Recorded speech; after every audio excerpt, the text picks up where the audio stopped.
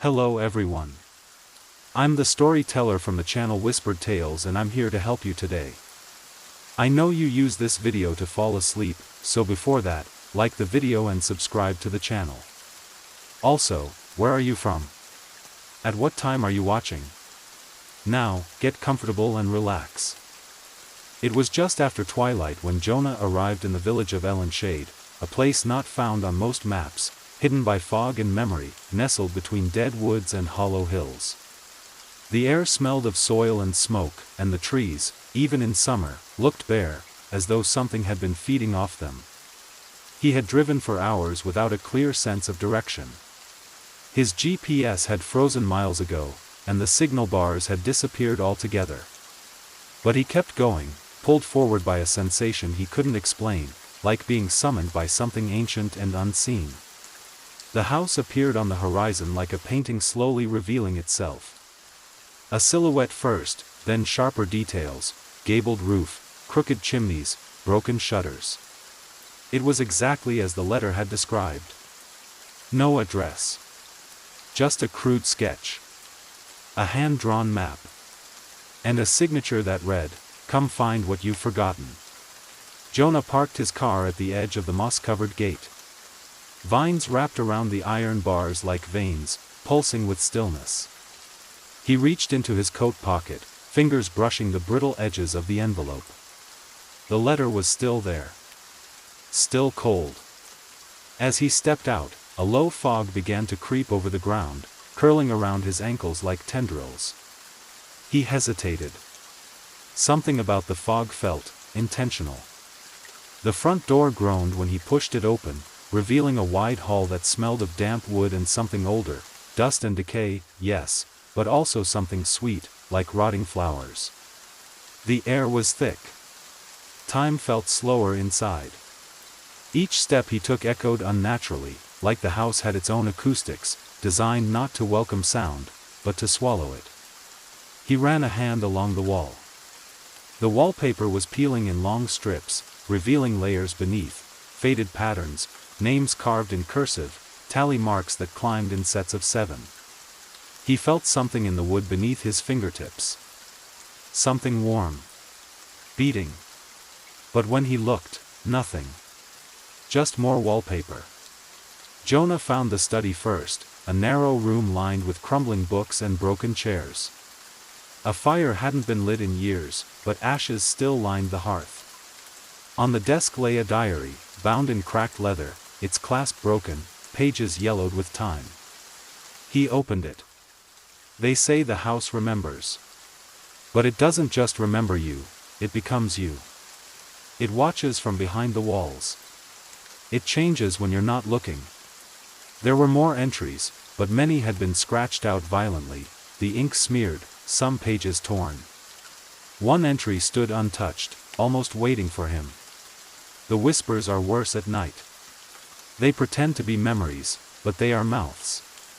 Listening. Waiting for the right voice to answer back. Jonah shut the book.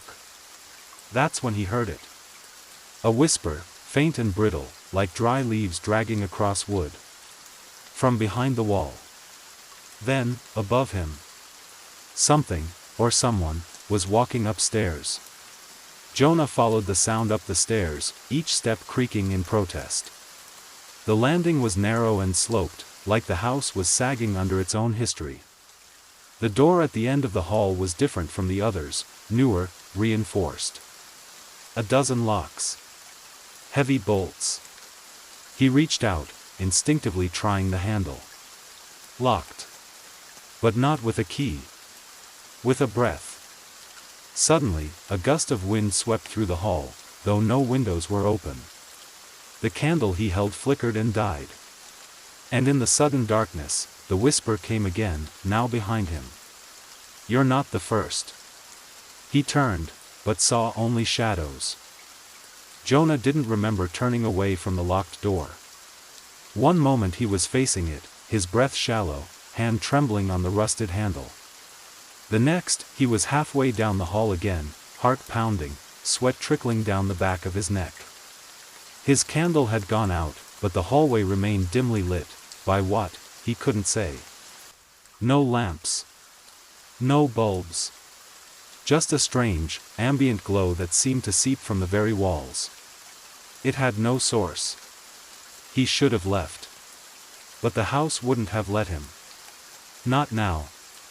The next door he opened led to what must have once been a bedroom. A large one, judging by the space, though the bed had rotted into splinters and cloth. A wardrobe stood crooked in the corner, its doors slightly ajar, revealing hanging coats covered in mildew. The strangest thing was the absence of a mirror. There was a bare space on the wall, rectangle-shaped discoloration where a mirror once had hung. Dust-free. Fresh, even.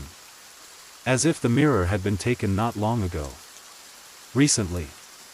There was something unsettling about the way that blank space seemed to stare back at him. Like it knew he was looking for himself. He stepped closer to the wall, hand out, just to feel it. The moment his fingers touched the blank spot, a flash of pressure filled his skull. Not pain, but a sensation, as though something behind his eyes had clenched. Then, a voice. Not from around him. Not from the house. From inside his mind. "You don't look like yourself anymore." Jonah gasped and stepped back, nearly tripping over a warped floorboard. His legs were weak, trembling. He sat down heavily on what remained of the bed. A sharp piece of metal poked into his leg from beneath the mattress. He reached under and pulled it free. A shard of mirror. Its surface was smudged, blood-stained, cracked across the middle, but one half was clean enough to reflect. And the face that looked back at him was not his. At first, he thought the mirror was warped. But as he stared longer, he noticed the differences. Slight, but undeniable. The face in the shard was pale, almost gray. The eyes were darker than his, pupils dilated far too wide, like they were sucking in the light. The skin was smoother, like wax. No lines, no stubble. No age.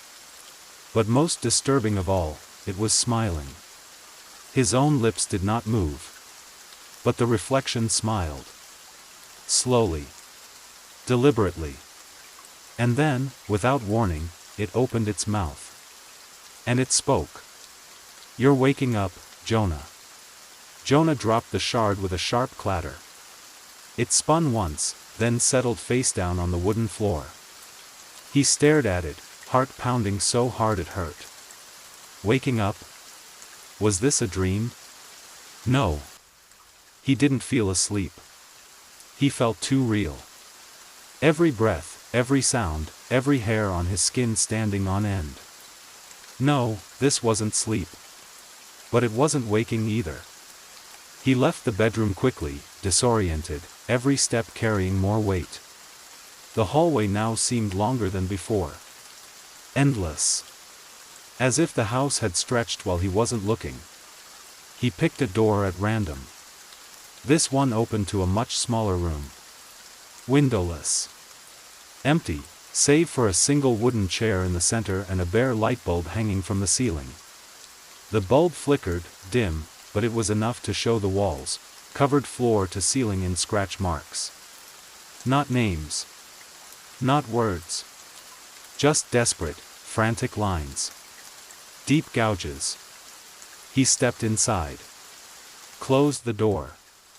And felt it. Breathing. The room was breathing. The air grew warm, then cold. The floor pulsed beneath him like a muscle. The light above swayed, not side to side, but up and down, like something beneath the room was moving, rising. Jonah couldn't breathe. The air was thick now, heavy with moisture and a sickly sweet rot. The door behind him creaked, but he hadn't touched it. Then he heard something. Not a whisper this time. A laugh. A child's laugh. Jonah ran. He didn't know where to, only that he needed to get away from that sound. It wasn't joyful. It was mocking. Hollow. He found himself at the top of a narrow staircase. One he didn't remember passing before. It spiraled downward into darkness that felt deeper than anything he had known. The air that rose from it was colder, older. Not just untouched by sun, but untouched by memory. A small handprint was smeared on the wall beside the staircase. Tiny. Red. Jonah knew he shouldn't go down there. But he had to. There was something pulling at his mind, like a hook behind the eyes, reeling him down. Step by step, he descended. The basement wasn't made of stone or wood.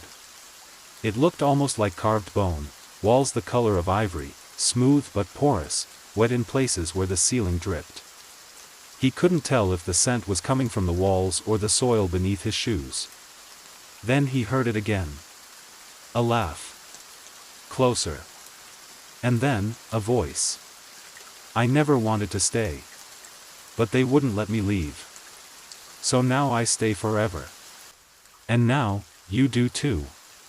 A figure emerged from the far wall, not through a door, but from the wall itself. A small boy. Pale.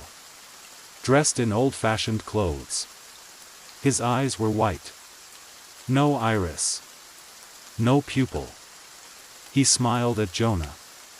Do you want to play hide and seek? Jonah backed away. The boy's head twitched at an odd angle, like something inside was adjusting the bones to fit. Then he lunged. Jonah ran, up the stairs two at a time, heart hammering, the sound of fingernails scraping on wood just behind him. He didn't look back. He slammed the door at the top shut and pressed his weight against it. Silence. Then, found you. But the voice wasn't behind the door anymore. It was in his ear. The walls are listening. He stumbled back into the main hall. His breath came in short gasps. The front door was ahead. Unlocked. Waiting. He ran to it, hands fumbling with the knob. But it wouldn't turn. Not stuck. Not jammed. Just, refusing. His hand passed through it like mist. The doorknob wasn't real. And neither was the outside. The fog beyond the windows was no longer white or gray. It had turned black. Viscous. Shifting, as if alive. A shape pressed against the glass. Not a face. Not a hand. Something indescribable. All eyes. All teeth. All listening. Then, he felt something wrap around his ankle. A root? A vine? No. A hand. Rotted and crawling with centipedes, it clutched him and began to pull. Jonah screamed and kicked, finally breaking free. He ran. Again. The house laughed. Not a sound. Not a voice. But the house itself. The floorboards creaked in rhythm. The walls bulged inward, then exhaled. The chandelier overhead swayed like a pendulum, counting down something he didn't understand. Jonah found another door, one he hadn't noticed before, though he had passed this hall a dozen times. It was cracked open slightly, warm light spilling from the gap. He entered. Mirrors. Dozens. Hundreds. Standing, hanging, shattered, bent. Some fogged with age. Others polished so clean he could see the fear on his face perfectly. But each reflection was slightly different. In one, his eyes were bleeding. In another, he had no mouth. In one, he was smiling again, that smile. And in the largest mirror, at the far wall, he wasn't there at all. Just the empty room. Then, in the reflection, he saw something step into view behind him. He turned, nothing. But in the mirror, the thing remained. A tall figure. Long limbs. Blank face. Its skin was stitched with words he could not read, written in dozens of languages. One word stood out, return. Jonah fell to his knees. The air was heavy again. Thick with memory not his own. He felt his mouth open. And a whisper escaped. Not in his voice. I remember now. I never left. The figure reached toward the glass. The surface rippled like water. Jonah backed away, but his reflection did not. It stepped forward, pressed a hand to the mirror, and began to push through. Cracks formed across the glass. Light pulsed through them, red and gold and sickly green. The moment the reflection's fingers emerged into the room, Jonah fled. Jonah didn't know how long he ran, only that time inside the house had become meaningless. The halls twisted, stretched, narrowed. He passed the same hallway 3 times, but the paintings on the walls changed each time. In one, he saw a family portrait of strangers. In the second, he was in the painting. In the third, the frame was empty. Something was wrong with his sense of self. He felt detangled. As if memories were being sifted through by unseen hands. Pieces removed, rearranged. Each step forward felt like it came at the cost of something inside him. And the house whispered as he moved. We remember what you forgot. You came here before. Don't you see? You never left. He stumbled into a vast dining room. Dust choked the air like fog. The table was long enough to seat 30, maybe more. Silver platters lay tarnished and piled with the remnants of a feast long since spoiled, meat blackened with decay, fruits covered in white mold, wine turned to vinegar. But the chairs were occupied. Figures sat slumped in place, unmoving. Their skin was paper thin, like wax left too close to flame. They wore old garments, frayed and formal, as if frozen in a forgotten celebration. Jonah stepped forward, horrified and transfixed. The figure at the head of the table slowly turned its head toward him. Its eyes were stitched shut. Its mouth opened slowly, jaw cracking like old wood, and from within, a wet rasp emerged. Welcome back, Jonah. The others stirred. Not alive. But reacting. They turned toward him in unison, blind eyes blinking, as though they could see with something deeper than vision. You promised, one whispered. You were going to set us free, said another. But you forgot, said a third. He backed away, heart pounding so hard it made his ribs ache. The room was filled with whispers now, layered, echoing, crawling along the walls. Forget, forget, forget, forget, remember, don't look behind you. He turned. A figure stood at the other end of the table. Tall. Skin stretched too tightly over its face. It wore his clothes. But it was not him. It opened its arms. Come sit, Jonah. It's your place. It always was. He fled again, through a corridor that changed shape as he moved, would turn to stone, then to soft flesh beneath his hands. The wallpaper pulsed. The light buzzed with insect wings. He emerged into a room filled with clocks. Hundreds. All broken. Some hung by ropes. Others floated, ticking backward. Some were buried in the floor, half melted, half chewed. In the center stood a tall grandfather clock. It had no hands. No numbers. Just a mirror where the face should be. He looked into it, and this time, he saw not a reflection, but a memory. A different house. Smaller. A fire in the hearth. A woman's voice. Laughing. A boy. Reading a book about ghosts. His voice soft. Familiar. Jonah leaned closer. The scene shifted. The same boy, years older. At a hospital bedside. The woman again, older now. Pale. Wasting. She looked up at him and whispered, "Don't forget me." Then the vision rippled. The woman's face dissolved into static. Her mouth twisted. And from her lips came not her voice, but the house's, "You let her die here." Jonah recoiled. "No," he said aloud, stumbling backward. "That wasn't, but but the mirrors on the walls now showed the hospital room. Again. Again. Only this time, it was him in the bed. Eyes wide open. Not blinking. Not breathing. He burst through a door and found himself outside, or something that resembled outside. A garden, but wrong. The sky overhead was black, yet filled with colorless clouds that pulsed. The trees were leafless and bled from their bark. The flowers hissed softly, as if breathing. In the center of the garden stood a girl. She couldn't have been older than 10. She wore a yellow dress.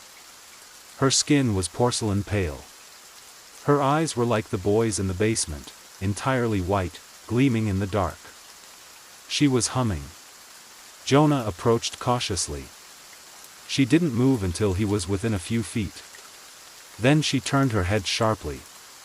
"Did you bury me here?" The question was a dagger. Jonah took a step back.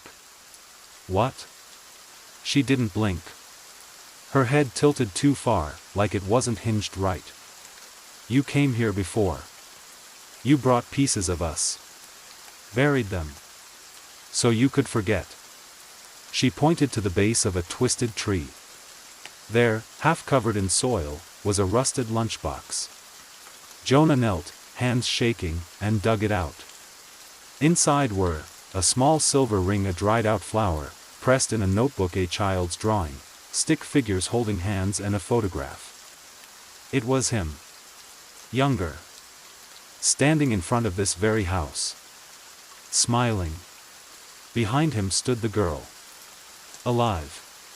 As Jonah returned to the house, the walls began to drip. Rain from nowhere. Water pooled at his feet, ankle deep, then knee, then waist. Rooms twisted downward. Stairwells led to nowhere but deeper water. He couldn't breathe. But he kept moving. Voices echoed beneath the surface. "You drowned her out. You silenced every scream. You buried us in water and thought it would clean you." He opened a door, and water rushed in like a tidal wave, slamming him back, dragging him through the hall, down a spiral of memory and shadow. He awoke in a dry room.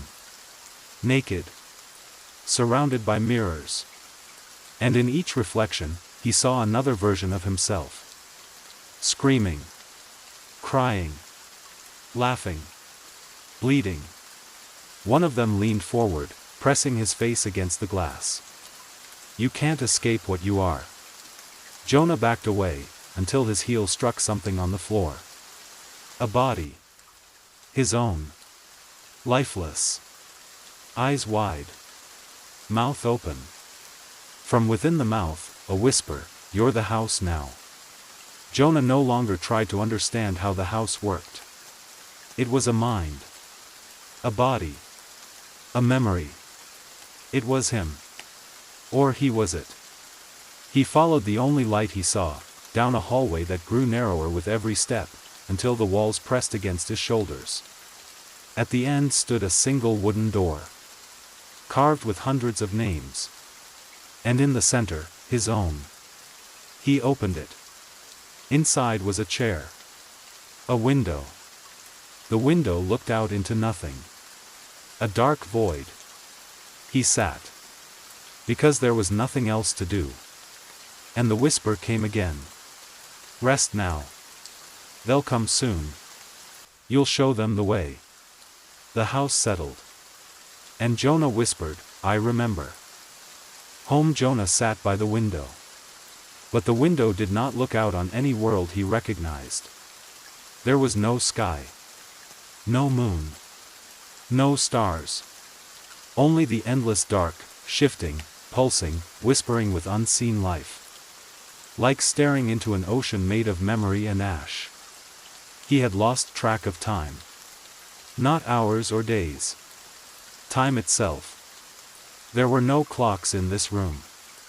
No light but the dull gray that bled from the walls. The chair beneath him felt less like wood and more like bone, soft and yielding in all the wrong places. The door was gone.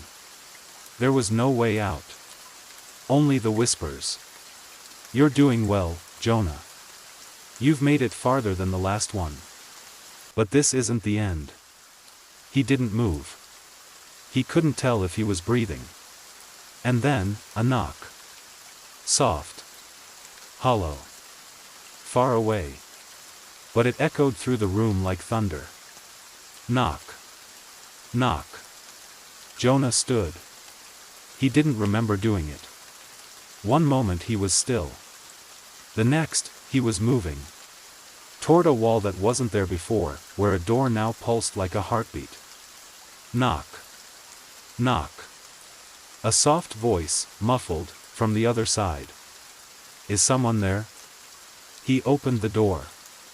Outside stood a woman in her mid-30s. Dripping wet. Rain falling behind her, though the house itself was dry. Her coat clung to her skin. Her hair stuck to her cheeks. Her eyes were wide, confused, but not afraid. Not yet. She stepped inside. Jonah said nothing. She looked around.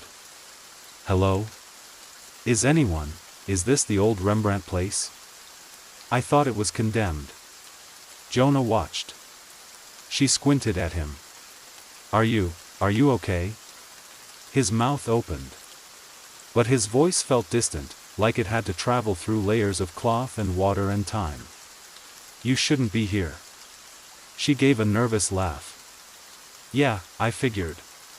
My car died up the road and this was the only place with lights. Or I thought I saw lights.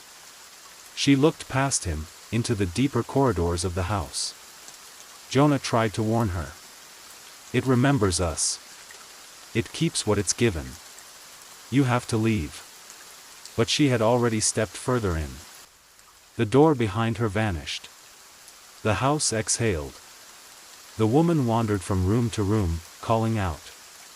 Hello? Anyone? Jonah followed. But not like himself. His body no longer moved the way it once had. He was part of the house now. A presence in the corner of the eye. A cold draft in the spine. The whisper behind a mirror. He saw her pass the broken grandfather clock. She glanced at it. That's weird, she murmured. The mirror inside flickered. She did not notice the figure behind her, tall, faceless, stitched with words. Jonah screamed, but no sound came. He was watching her fall into the same spiral. The same whispers. She found the dining room. It looked clean now. Fresh. A long table, laid with silver and steaming food. Soft music played from a gramophone in the corner. She looked confused. Then her face lit up. Grandma? An old woman stood at the far end of the room, back turned. Stirring a pot. Jonah's breath caught, he recognized the shape. The hair. The posture. His mother. But her head turned too far. And her eyes were black. The woman screamed and turned to run, only to find the door gone. Replaced with mirrors. And in them, her past. A hospital room. A child's voice. The same echo Jonah had seen. You forgot me. You left me in the dark. She backed away, trembling. Jonah moved closer, trying to break through. To reach her. But he couldn't. He was not a man anymore. He was a wall. A floorboard. A shadow on the stairwell. He was the house. Jonah remembered everything now. He had been here before. Not just once. Dozens of times. Hundreds. Each time, he forgot. Each time, he was drawn back. The house wasn't a building. It was a vessel. It was created not of wood or stone, but of guilt. Of grief. Of things left buried in the subconscious. Every soul that entered fed it. Every memory devoured became a wall, a door, a room with a view. He had come here after his mother died. Searching for meaning. for closure, for absolution. But he brought with him only sorrow. And the house had taken it. It had turned sorrow into structure. "You're the foundation," the girl in the yellow dress whispered from the mirror. "You made this place. And you will welcome all who enter. Just as you were welcomed." Jonah fell to his knees in the reflection, a silent scream tearing through him. "Let me out." The reflection smiled. "You are out. This is the inside of you." The woman had fled to the upper floors. Jonah followed, through endless corridors, each one reflecting her life. She passed a childhood bedroom filled with broken toys, a classroom where every student was faceless, a wedding ceremony where no one turned to watch her enter. Every room bled with meaning. But none of it belonged to her. "Why are you showing me this?" she shouted to the void. Jonah whispered through the vents, "Because you need to remember." She turned. "Who said that? Where are you?" She opened one more door. And stepped into a room that was not hers. It was Jonah's room. Childhood drawings. A wooden train set. A tiny bed. And on the walls, crayon drawings of the house. Dozens of it. Drawn again and again. Some black. Some red. Some half-burned. She walked to the bed and lifted a torn photograph. It showed her. And Jonah. As children. Holding hands. Her knees buckled. She sat on the floor. "No," she whispered. "That's not right. I don't know him." But she did. Somewhere deep inside, buried beneath years of forgetting. Jonah whispered, "You left. You escaped. You survived." The woman, his sister, began to cry. "I didn't mean to. They told me you never came back. I didn't remember this place." The house trembled. Walls cracked. Paint peeled. Jonah felt it, a pressure releasing. A chain loosening. "You're the last key," he said. "You can end this." She looked up, eyes shining. "How?" "Let it go. Don't bury it. Face it." She stood, took a deep breath, and closed her eyes. She whispered their mother's name. She whispered Jonah's name. She whispered her own. And the house screamed. Every room ignited in light. Doors exploded into flame. Mirrors shattered. Voices cried out in unison, relieved. Released. Jonah felt himself separating, peeling away from the structure. The walls no longer held his weight. The floor no longer echoed his thoughts. He was leaving. Or rather, being set free. He saw her running, his sister, toward the original hallway. The door now stood open. Real. Lit by morning sun. She burst through it, and the house began to crumble behind her, folding in on itself like paper burning from the edges. Jonah stood in the final room. Watching. Smiling. And as the last wall fell, he whispered, "I remember now. I forgive you. I forgive me." And then, silence. Years passed. The property remained unsold. Nature reclaimed what it could. But the land still felt wrong. Heavy. One night, a curious traveler, tired from the road, wandered into the woods. They came upon an empty foundation. No house. Just earth. And a single chair. Facing the trees. They sat. And somewhere, deep beneath the roots, a whisper began again. "Welcome home."